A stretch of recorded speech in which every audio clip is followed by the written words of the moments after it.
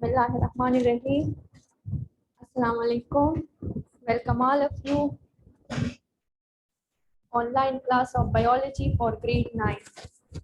अच्छा, आप सब बायोलॉजी के टेक्स्ट बुक्स खोलें और अपने साथ पेंसिल भी पकड़ें। इसके साथ स्टिकी नोट्स भी अटैच करें पेज 74 और 75 पे। आप लोगों ने एक्स्ट्रा नॉलेज अपने साथ नोट करना है, ठीक है जी। तो चैप्टर 4 सेल्स एंड टिश्यूज निकाल लें, पेज 74 निकाल लिया।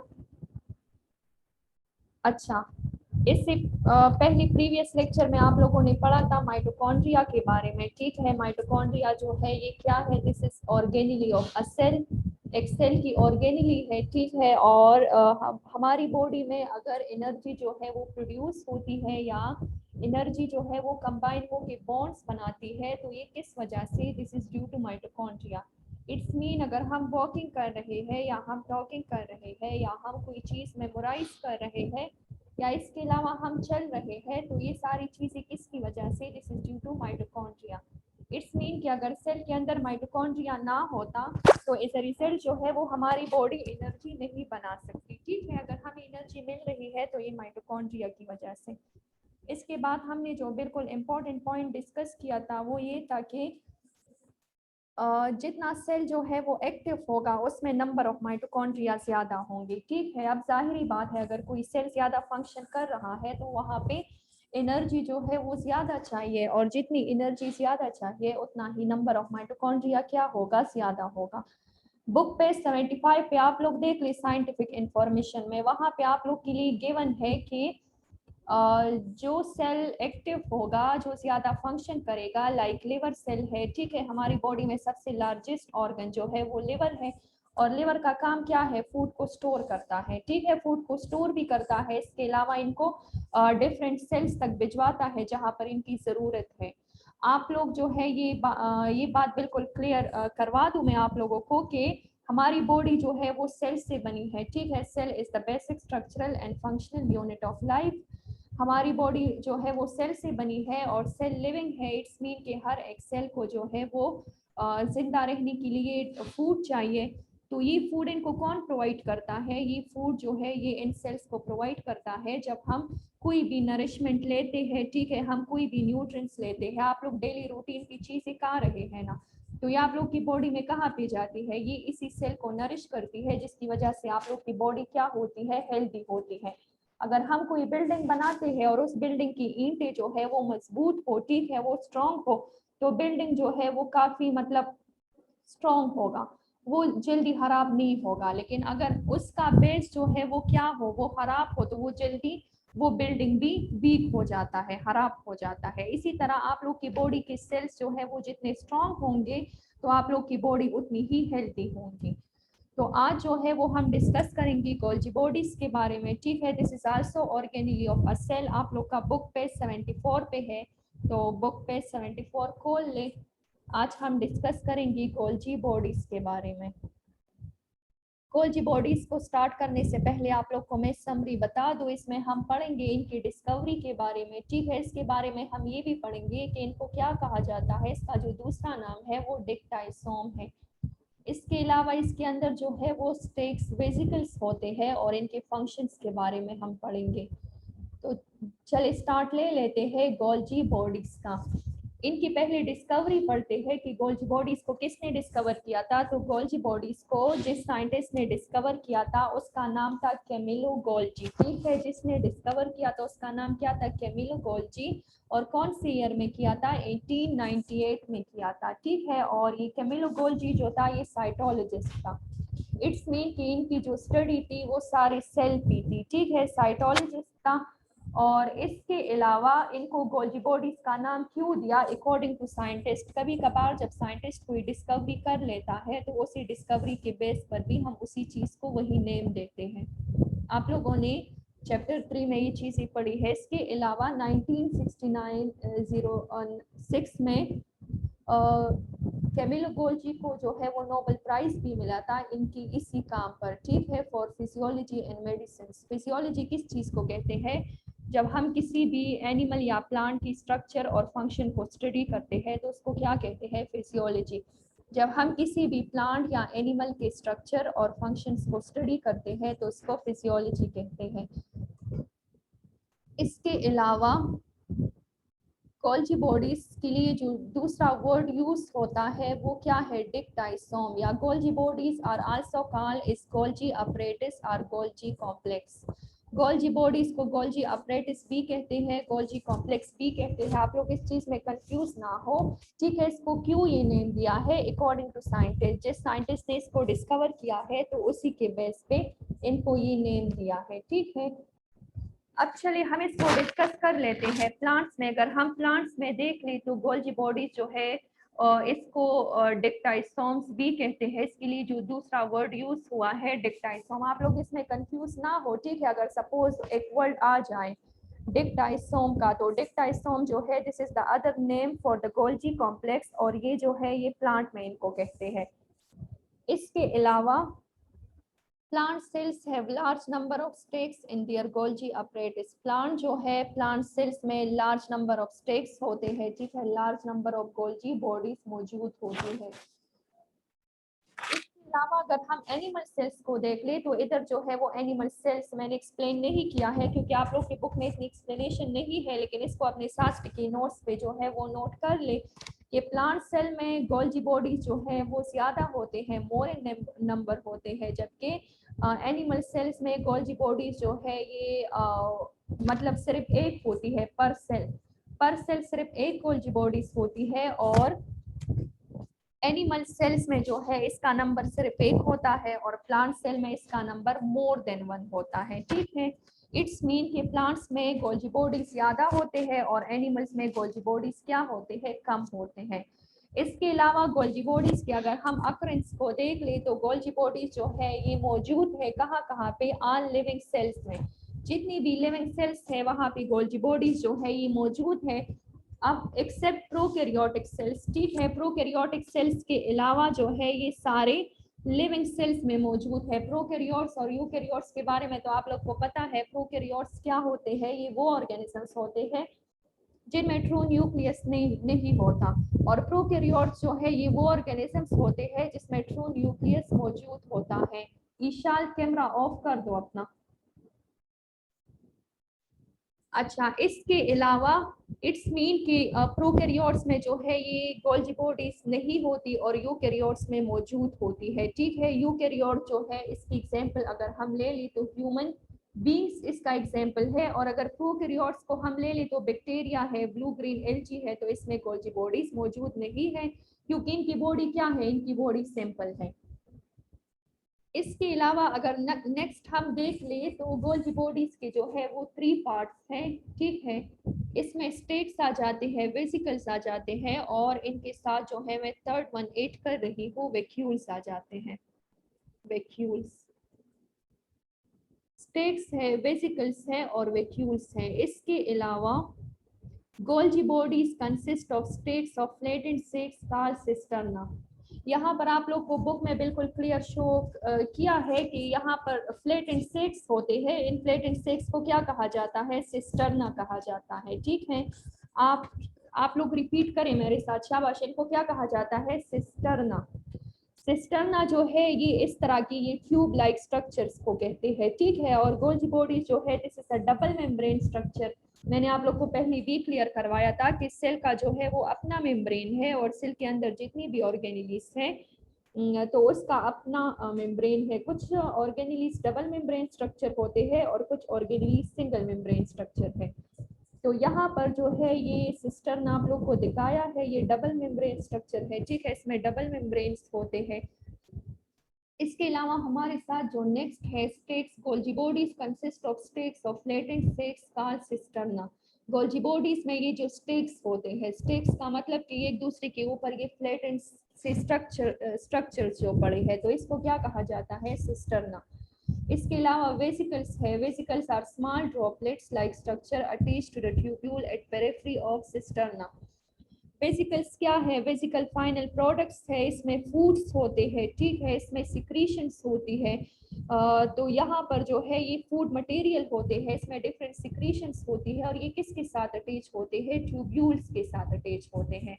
और इसका जो स्ट्रक्चर है वो किस फॉर्म में है, वो बिल्कुल राउंडेड है। आप लोग बुक पेज 74 में डायग्राम में देख ले कि ये वेसिकल जो है ये इस तरह राउंडेड शेप के होते हैं, इसके अंदर सिक्रीशंस होते हैं, ठीक है। और ये इस सिक्रीशंस का काम क्या है कि ये जब यहाँ से रिलीज होते हैं तो डिफरेंट ऑर्गेनेलीज और डिफरेंट सेल्स इनको अपनी ग्रोथ, नरिशमेंट और हेल्थ के लिए क्या करते हैं, यूज करते हैं, ठीक है। इसके अलावा अगर हम इनके फंक्शंस को देख ले, लेकिन फंक्शंस को स्टार्ट करने से पहले ट्यूब्यूल को हम देख लेते हैं, ठीक है। ट्यूब्यूल भी इनमें वैक्यूल भी यहाँ पर एक स्ट्रक्चर होता है, ठीक है। वैक्यूल के अंदर पहले फूड स्टोर हो जाते हैं। फर्स्ट ऑफ ऑल वैक्यूल जो है वो एराइज होते हैं, तो वैक्यूल के अंदर ये फूड स्टोर हो जाते हैं, फिर ये फूड आहिस्ता आहिस्ता सी मूवमेंट करते हैं।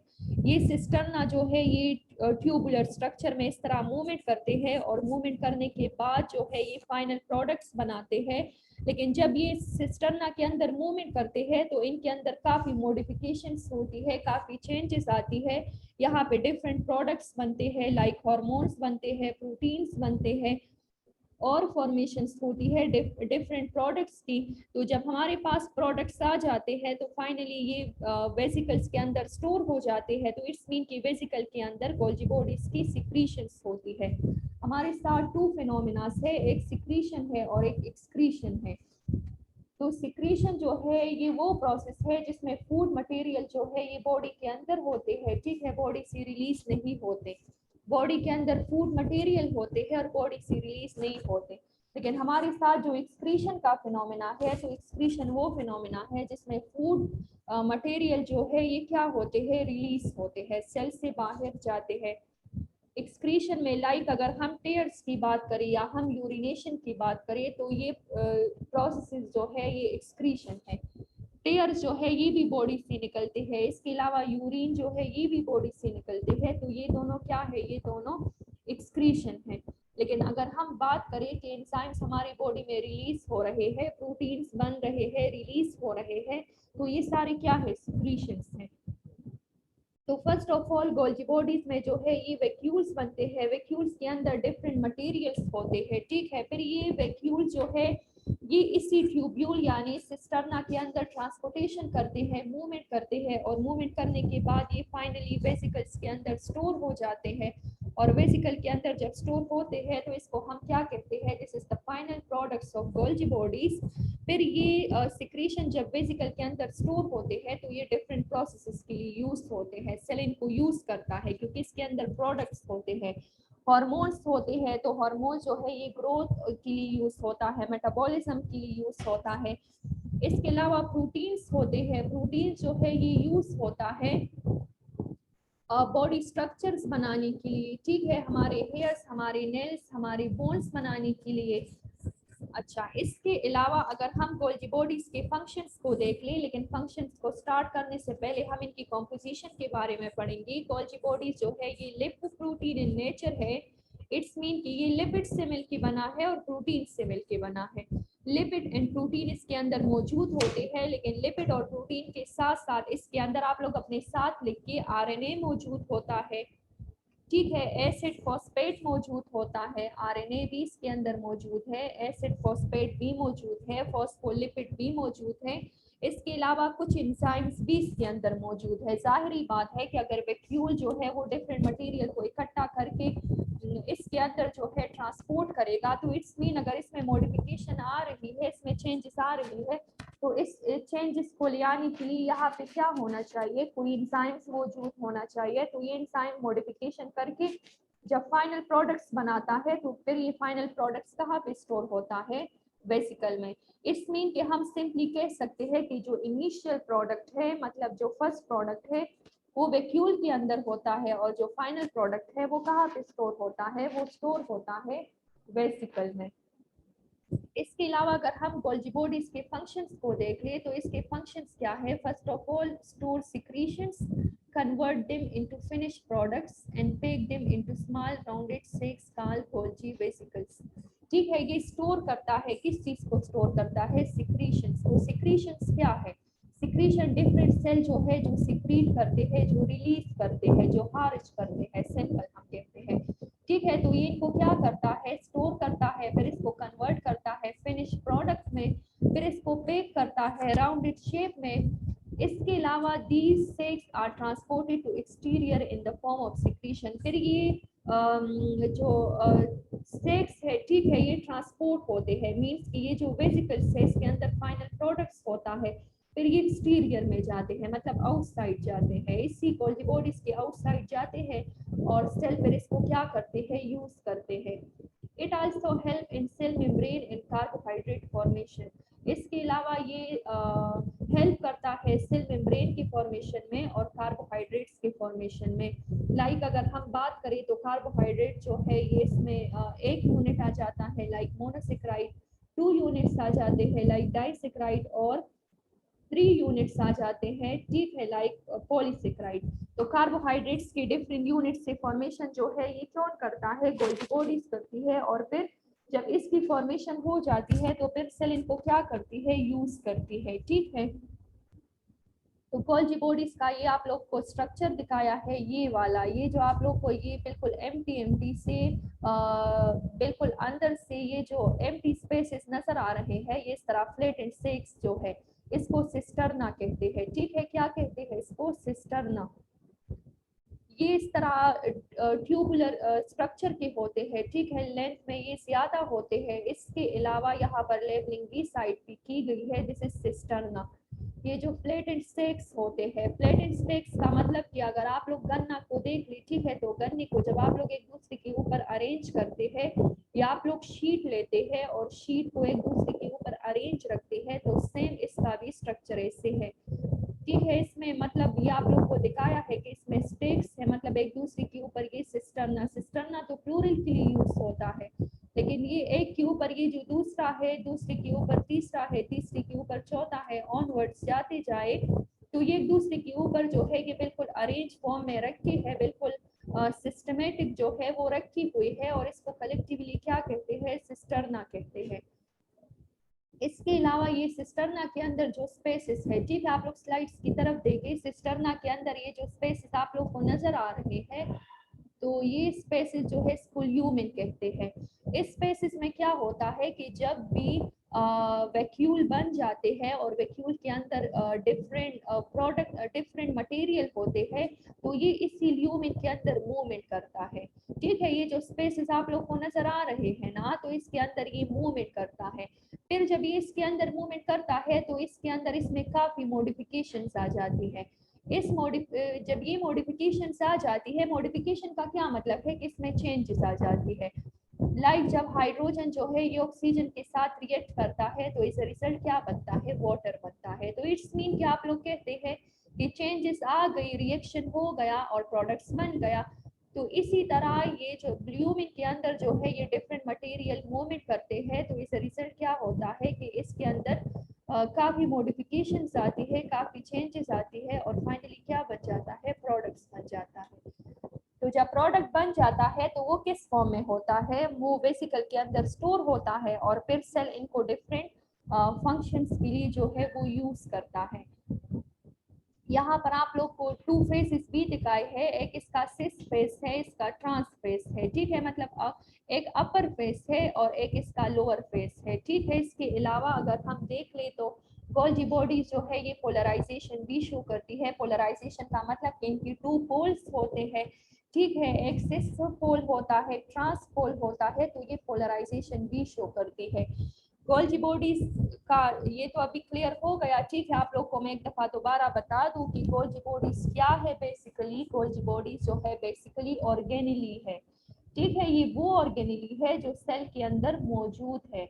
अब अगर ये ऑर्गेनेली है तो इट्स मीन इसका कोई ना कोई फंक्शन जरूर होगा, कोई ना कोई काम जरूर होगा। अगर सेल के अंदर ऑर्गेनेली मौजूद है, अगर सेल के अंदर जो है वो डिफरेंट ऑर्गेनिकली डिफरेंट पार्ट्स मौजूद है, तो इसका कोई ना कोई फंक्शन होगा। अब गोल्गी बॉडीज का फंक्शन क्या है, गोल्गी बॉडीज के फंक्शन के बारे में अगर मैं सिंपल बता दूं तो ये जो है ये डिफरेंट मटेरियल को कलेक्ट करता है।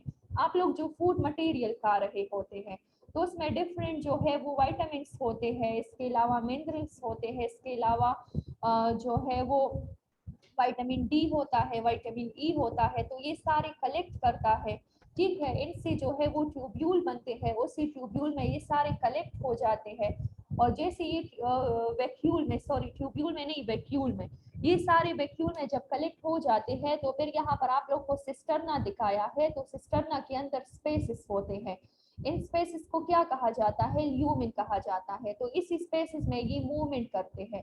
जब इन स्पेसेस में ये मूवमेंट करते हैं तो इस रिजल्ट जो है ये फाइनली कहाँ पे पहुंच जाते हैं, ये बिल्कुल टॉप में सिस स्पेस की तरफ पहुंच जाते हैं।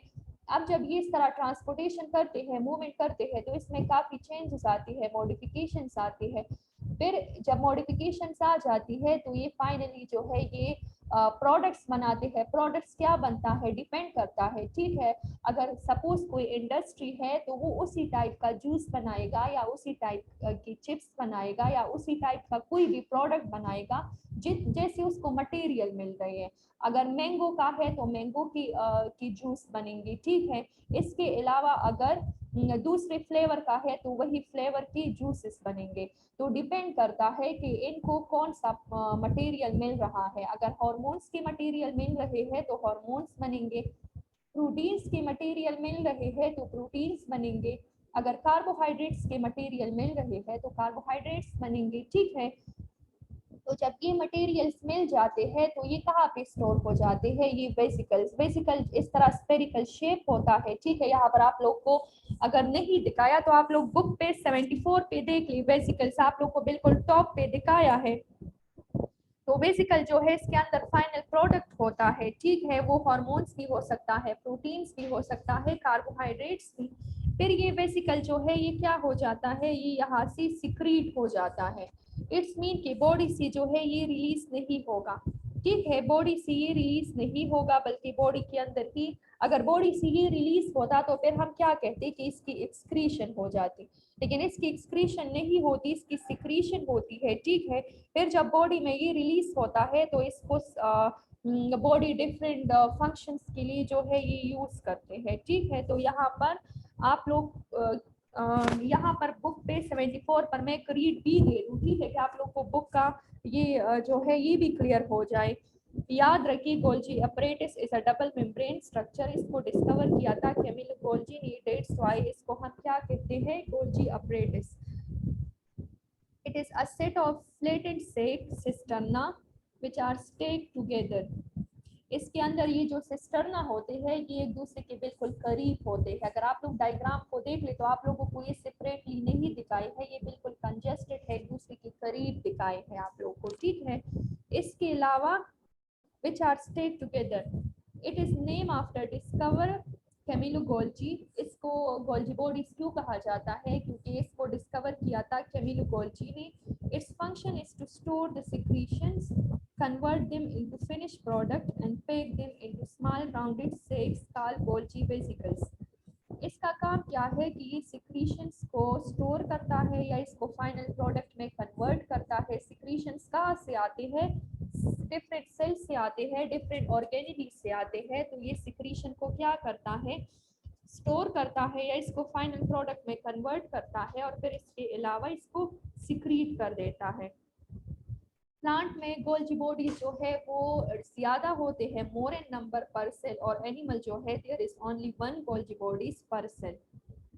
चलिए जी, क्लियर हो गई बात। नीचे साइंटिफिक इंफॉर्मेशन में है 1906 Golgi was awarded Nobel prize for physiology and medicine. Physiology means study of the structure and functions of humans or animals or plants bodies, ठीक है। जब प्लांट्स बॉडी की हम स्ट्रक्चर और फंक्शंस को स्टडी करते हैं, एनिमल्स की बॉडी की या ह्यूमन की बॉडीज की, तो इनको क्या कहा जाता है, इनको कहा जाता है फिजियोलॉजी। और मेडिसिन का तो सबको पता है, ठीक है, कि मेडिसिन की स्टडी को फार्माकोलॉजी कहते हैं। चलिए इसके बाद हम जो नेक्स्ट टॉपिक डिस्कस करेंगे, ठीक है, होप सो कि आप लोग को जो है वो समझ आ गई होगी। लास्ट में मैं ओपन करूंगी क्वेश्चंस के लिए, आप लोग अपने साथ क्वेश्चंस जो है वो नोट कर ले, फिर आप लोगों ने मस्ट करने हैं, ठीक है, गोल्जी बॉडीज के बारे में अगर समझ नहीं आई हो इसके। इसके अलावा हमारा जो नेक्स्ट टॉपिक है वो है राइबोसोम्स। राइबोसोम्स को अगर हम देख ले तो राइबोसोम जो है एंडोप्लाज्मिक रेटिकुलम में हमने इसके बारे में पढ़ा था कि हमारे साथ एक रफ एंडोप्लाज्मिक रेटिकुलम है, एक स्मूथ है। जो रफ एंडोप्लाज्मिक रेटिकुलम है वहाँ पर स्पॉट्स मौजूद थे, ठीक है। उनको और उसको हम रफ क्यों कहते थे, क्योंकि उधर जो है वो ग्रेन्यूल्स मौजूद थे, तो इस वजह से उसका जो सरफेस था वो रफ था, ठीक है। और वही ग्रेन्यूल उसको हम क्या कहते हैं, राइबोसोम। इट्स मीन कि वहाँ पर जो थे वो राइबोसोम्स अटैच थे। अब अगर हम राइबोसोम का बिल्कुल सिंपल स्टार्ट करने से पहले जो है वो समरी ये होगी कि राइबोसोम्स के बारे में पढ़ेंगे, स्मॉल सब यूनिट्स के बारे में पढ़ेंगे, लार्ज सब यूनिट के बारे में, इसके अलावा इसको किसने डिस्कवर किया था और फंक्शंस के बारे में पढ़ेंगे। फर्स्ट ऑफ ऑल राइबोसोम के बारे में हम पढ़ ले कि राइबोसोम क्या है। आप लोग का बुक पेज 75 पे है। माइटोकॉन्ड्रिया को तो डिस्कस कर लिया, इसके बाद राइबोसोम है बुक पेज 75। अगेन बता रही हूँ, बुक पेज 75 खोल ले, उसके ऊपर ribosome chapter 4। Ribosomes are tiny granule structure formed in nucleus. They are present either attached on the surface of rough endoplasmic reticulum or freely scattered in the cytoplasm. Ribosome जो है ये small granule structures होते हैं, ठीक है। Granular का ये मतलब है कि स्पॉट की तरह होते हैं, ठीक है। आप लोग सिंपल जो है एग्जाम्पल ले ले, तो ये जो है ये सिंपल स्ट्रक्चर्स होते हैं। ये तो या तो न्यूक्लियस के अंदर होंगे या जो है साइटोप्लाज्म में। साइटोप्लाज्म क्या है, सेल का फ्लूइड पार्ट है। या तो ये साइटोप्लाज्म में स्कैटर्ड होंगे, स्कैटर्ड का मतलब फैली हुई होंगी, ठीक है। या तो साइटोप्लाज्म में होंगे या न्यूक्लियस में होंगे, और या अटैच होंगे किस चीज के साथ, एंडोप्लाज्मिक रेटिकुलम के साथ। एंडोप्लाज्मिक रेटिकुलम के साथ अगर ये अटैच होंगे तो इनको क्या कहते हैं, रफ एंडोप्लाज्मिक रेटिकुलम। लेकिन अगर ये उनके साथ अटैच नहीं होंगे तो उनको क्या कहा जाता है, शाबाश निकाल कर ले, इनको क्या कहा जाता है, स्मूथ एंडोप्लाज्मिक रेटिकुलम यानी SER। अगर ये अटैच हो तो इनको रफ एंडोप्लाज्मिक रेटिकुलम कहा जाता है, और अगर ये अटैच ना हो तो फिर इनको क्या कहते हैं, स्मूथ एंडोप्लाज्मिक रेटिकुलम। इसके अलावा इसकी अगर हम डिस्कवरी को देख ले तो राइबोसोम को डिस्कवर किया था किसने, पेलिटी ने। कौन से ईयर में, 1940 में। 1940 में राइबोसोम को डिस्कवर किया था पेलिटी ने, ठीक है। इसके अलावा अगर हम इनकी कंपोजिशन को देख ले तो राइबोसोम जो है ये बना है प्रोटीन और RNA से।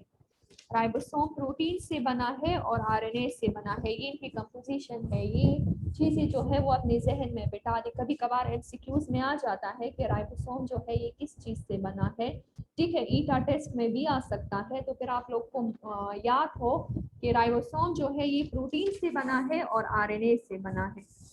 तो इनकी जो है वो परसेंटेज लिख लेते हैं कि राइबोसोम के अंदर जो RNA है वो 40% है। आप लोग अपने साथ नोट कर ले, ठीक है। इधर स्लाइड में मैंने मेंशन नहीं किया है। राइबोसोम में जो RNA है वो 40% है, ठीक है, 40% है। और प्रोटीन जो है वो 60% है। इट्स मीन कि प्रोटीन की जो अमाउंट है वो ज्यादा है। राइबोसोम में जो RNA है वो 40% है और प्रोटीन जो है वो 60% है। प्रोटीन 60% और RNA 40%। अच्छा, इसके अलावा अगर हम राइबोसोम्स को देख ले तो राइबोसोम जो है because of equal proportion of RNA and protein, ribosomes are also called ribonucleic protein।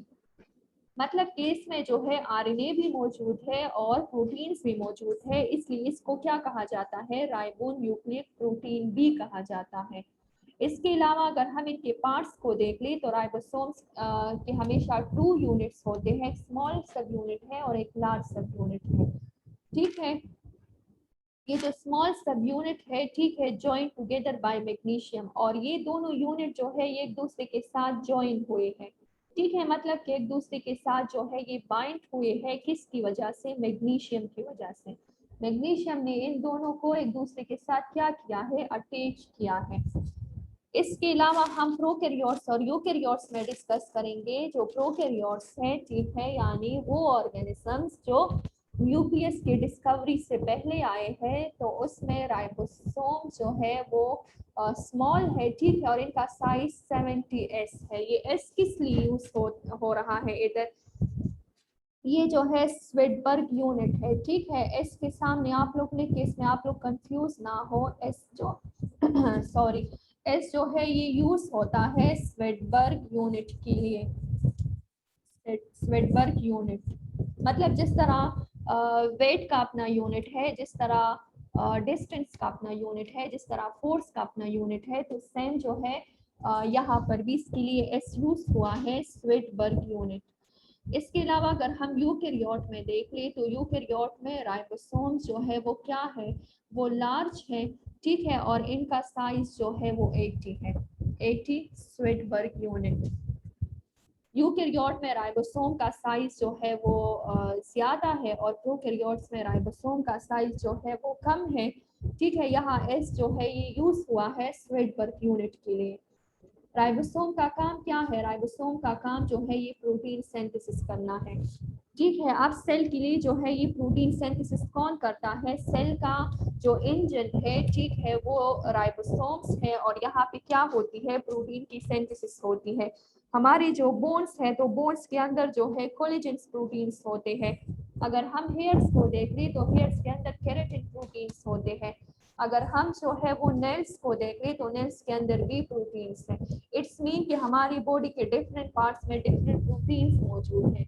हमारा स्केलेटन, हमारा बॉडी स्ट्रक्चर, हमारे हेयर्स, हमारे नेल्स, ठीक है, ये सारे किस चीज से बने हैं, प्रोटीन से बने हैं। अब किसी सेल के लिए प्रोटीन की सिंथेसिस कौन करता है, सपोज अगर हम बोन्स की सैंपल ले ले तो बोन्स के अंदर सेल्स मौजूद है, तो बोन्स तो तब स्ट्रॉन्ग होंगे जब इसके अंदर जो सेल्स, जो स्मॉल यूनिट्स मौजूद है वो स्ट्रॉन्ग हो, ठीक है। तो वो तब स्ट्रॉन्ग होंगे जब इसके अंदर वो यूनिट स्ट्रॉन्ग हो। तो उसके सेल्स के लिए क्या चाहिए, जो प्रोटीन्स चाहिए उसको कोलेजेंस कहते हैं। अब बोन्स के सेल के लिए प्रोटीन की सिंथेसिस कौन करता है, ठीक है, उनके सेल्स के अंदर राइबोसोम है, राइबोसोम करता है। तो राइबोसोम का जो मेन फंक्शन है वो क्या करता है, प्रोटीन की सिंथेसिस करता है। राइबोसोम या तो फ्री होगा सेल के अंदर, ठीक है, इसकी कोई बेन नहीं है कि ये मस्ट अटैच होगा, या तो फ्री होगा या अटैच होगा, या तो एंडोप्लाज्मिक रेटिकुलम के साथ अटैच होगा। जब एंडोप्लाज्मिक रेटिकुलम के साथ अटैच होगा तो इसको क्या कहते हैं, रफ एंडोप्लाज्मिक रेटिकुलम, और जब अटैच नहीं होगा तो स्मूथ। तो वहां पर हमने ये भी पढ़ा था कि ये जो रफ एंडोप्लाज्मिक रेटिकुलम है ये किस चीज में हेल्प करता है, प्रोटीन सिंथेसिस में हेल्प करता है।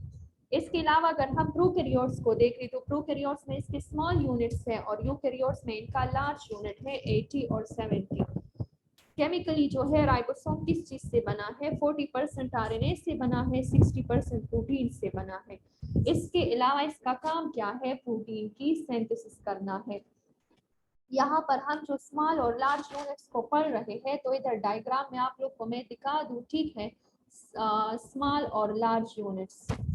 नीचे आप लोग की बुक पे 75 पर भी इसका डायग्राम है और इधर भी मैं आप लोग को दिखा रही हूँ। ये जो लार्ज और स्मॉल यूनिट्स हैं, लार्ज और स्मॉल यूनिट्स को ये जो ज्वाइन हुई है एक दूसरे के साथ, इसको हम मेनली क्लिफ्ट भी कहते हैं, ठीक है, क्लिफ्ट, CLEFT, क्लिफ्ट भी कहते हैं, ठीक है। और इस क्लिफ्ट की वजह से ये एक दूसरे के साथ ज्वाइन हुए हैं और इस क्लिफ्ट के अंदर ऐसा क्या है जिसकी वजह से इनको बाइंड किया है, ये लाइक आप लोग ग्लू यूज करते हैं जिसकी वजह से आप लोग के पेजेस की बाइंडिंग होती है। तो यहाँ पे ऐसा क्या यूज हुआ है, तो यहाँ पे मैग्नीशियम है जिसकी वजह से ये दो यूनिट्स एक दूसरे के साथ अटैच है। सपोज अगर हमारी बॉडी में ये 2 यूनिट्स एक दूसरे के साथ अटैच ना हो तो हमारी बॉडी में प्रोटीन की सिंथेसिस जो है वो नहीं होंगी। अगर ये अटैच होंगे तो प्रोटीन की सिंथेसिस होगी। कभी कभार हम पढ़ते हैं कि एब्नॉर्मेलिटी आ गई है और हमारी बॉडी में प्रोटीन की सिंथेसिस नहीं हो रही। ये तब नहीं होगी जब ये दोनों यूनिट्स एक दूसरे के से सेपरेट होंगे, एक दूसरे के साथ अटैच नहीं होंगे। अच्छा, अब इन दो यूनिट्स का क्या काम है, हमारे साथ ये जो स्मॉल सब यूनिट है तो यहाँ पे मैसेंजर आरएनए अटैच होगा। आप लोग को अब मैसेंजर और ट्रांसफर आरएनए का इतना आइडिया नहीं है, लेकिन मैं थोड़ा सा आप लोग को क्लियर करवा दूं कि यहाँ पे मैसेंजर आरएनए अटैच होगा और ये जो लार्ज सब यूनिट है यहाँ पे ट्रांसफर आरएनए अटैच होगा। स्मॉल क्यू पर मैसेंजर आरएनए अटैच होगा और लार्ज क्यू पर जो है ये ट्रांसफर आरएनए अटैच होगा। हम एक फिनोमेना पढ़ते हैं आरएनए। आरएनए का मतलब राइबोन्यूक्लिक एसिड। इनकी 3 टाइप्स है, एक मैसेंजर आरएनए है, ठीक है, this is the type of RNA, here is messenger RNA, ठीक है, मैसेंजर आरएनए है। फिर इसके बाद हमारे साथ जो नेक्स्ट है मैसेंजर आरएनए, चलिए आप लोग यहाँ पे जो है स्मॉल लेटर में आ रहा है तो आप लोग इस तरह ही कर ले, मैसेंजर आरएनए है, ट्रांसफर आरएनए है और राइबोसोमल आरएनए है। ठीक है, मैसेंजर आरएनए, ट्रांसफर आरएनए और राइबोसोमल आरएनए। जी यहाँ पे राइबोसोमल आरएनए, ये तीनों जो है ये इसके टाइप है। अब सपोज जब भी कोई कंस्ट्रक्शन होती है, कोई बिल्डिंग की तामीर होती है, तो पहले क्या हम ये डिसाइड करते हैं कि हमने कितने रूम्स बनाने हैं, हमने कहाँ पे टाइल्स लगाने हैं, हमने कहाँ पे किचन बनाना है, हमने रूम का एरिया कितना रखना है। ठीक है, तो इस तरह हम करते हैं। सालार अपना कैमरा ऑफ कर दें। ठीक है, जब एक बिल्डिंग की कंस्ट्रक्शन होती है तो पहले हम डिसाइड करते हैं कि हमने क्या करना है। इसी तरह जब यहाँ पे प्रोटीन की सिंथेसिस होती है तो हमारी बॉडी में तो डिफरेंट प्रोटीन्स चाहिए, लाइक बोन्स के लिए अलग चाहिए, हेयर्स के लिए अलग चाहिए, नेल्स के लिए अलग चाहिए। तो पहले हम क्या करते हैं कि ट्रांसफर आरएनए, प्रोटीन किस चीज से बना है, प्रोटीन जो है ये डिफरेंट अमाइनो एसिड से बना है। ठीक है, तो इट्स मीन कि प्रोटीन की कंस्ट्रक्शन के लिए क्या चाहिए, अमाइनो एसिड्स चाहिए। ठीक है, मतलब प्रोटीन बन रहा है, एक बिल्डिंग की कंस्ट्रक्शन हो रही है, तो इसके लिए जो ईंटी चाहिए वो क्या है, वो अमाइनो एसिड्स है। तो वो अमाइनो एसिड कौन ले आएगा, ट्रांसफर आरएनए ले आएगा। राइबोसोम टीम की इंडस्ट्री है यहाँ पे, तो ये बन रही है। ठीक है, तो इंडस्ट्री के लिए तो मटेरियल भी चाहिए ना कि प्रोटीन की सिंथेसिस करे। तो ये मटेरियल जो है ये कौन ले आता है, ये मटेरियल ले आता है ट्रांसफर आरएनए और मैसेंजर आरएनए। मैसेंजर आरएनए जो है ये अटैच होता है स्मॉल सब यूनिट के साथ और ट्रांसफर आरएनए अटैच होता है लार्ज सब यूनिट के साथ। ट्रांसफर आरएनए के साथ जो है ये प्रोटीन बनाने की ईंटी होती है। ठीक है, और मैसेंजर आरएनए के साथ नक्शा होता है, मैप होता है। मैसेंजर आरएनए ये डिसाइड करेगा कि कोलेगन्स ने बनना है या इसके अलावा जो है वो केराटिन ने बनना है या किसी दूसरे टाइप ऑफ प्रोटीन्स ने बनना है। ठीक है, तो transfer RNA according to the message of messenger RNA क्या ले आएगी, मैसेज ले आएगी। ये वाला जो है ये लास्ट वाला पॉइंट ये इंशाल्लाह मैं कल डिस्कस करूंगी। अभी क्लास की टाइमिंग जो है वो खत्म हो गई है, आप लोग होमवर्क ले लें। होमवर्क में आप लोगों ने बुक पेज 74 पर गोल्जी बॉडीज का बिल्कुल नीट और क्लीन डायग्राम बनाना है। ठीक है, बुक पेज 74 पर गोल्जी बॉडीज का आप लोग नीट और क्लीन डायग्राम बना दें। चलिए आप लोग अभी क्वेश्चंस कर ले। ठीक है, मुझे पता है गोल्जी बॉडीज में आप लोग के लिए थोड़ी बहुत कॉम्प्लिकेशंस होगी, सो बेर क्वेश्चन करें आप। Excuse me madam. जी जी मैडम ये सब यूनिट्स ऑफ राइबोसोम्स जो आपने बताया कि इधर ये आरएनए वाले टाइप्स पर समझाए। अच्छा, आरएनए का मैंने लास्ट में जो है वो स्टार्ट कर दिया, तो क्लास की टाइमिंग खत्म हो गई, लेकिन थोड़ा सा आइडिया दे दूं। हमारी सेल्स के अंदर डीएनए भी मौजूद है, आरएनए भी मौजूद है। डीएनए जो है ये डीऑक्सीराइबोन्यूक्लिक एसिड है, ये जो करेक्टर पेरेंट्स से बच्चों में जाते हैं, तो ये डीएनए की वजह से कभी कभार जब मर्डर होता है, इस तरह के कोई क्राइम होते हैं, तो हम डीएनए को टेस्ट करते हैं, हमें पता चलता है ना। तो इसी तरह सेल के अंदर आरएनए भी मौजूद है। तो आरएनए का क्या काम है, आरएनए का काम हमारी बॉडी में प्रोटीन्स को बनाना है। ठीक है, जिस तरह डीएनए का काम करेक्टर को ट्रांसफर करना है, इसी तरह आरएनए का काम प्रोटीन्स को बनाना है। अब ये जो राइबोसोम है ना, ये इंडस्ट्री है। इस इंडस्ट्री के लिए वो मटेरियल कौन ले आता है जिससे प्रोटीन की सिंथेसिस होती है, तो ये आरएनए ले आते हैं। मैम जी जी मैम आपने कहा कि राइबोसोम्स की जो साइज है यूकैरियोट्स में तो 80 स्वेटबर्ग है, लेकिन आपने जो नोट्स हमें दिए तो उसमें तो 18 है। वो आप लोग 80 कर ले, करेक्शन कर ले। ठीक है, वो 80 और मैम आपने टेस्ट में प्लास्टिड्स दिए है ना कि डिफाइन प्लास्टिड, तो वो तो हमने नहीं पढ़ा अभी तक। प्लास्टिड दिया है वो इंशाल्लाह कल हम डिस्कस कर लेंगे, लेकिन प्लास्टिड इजी भी है, ये क्लोरोप्लास्ट और ये। ठीक है, yes ma'am, thank you ma'am. Welcome.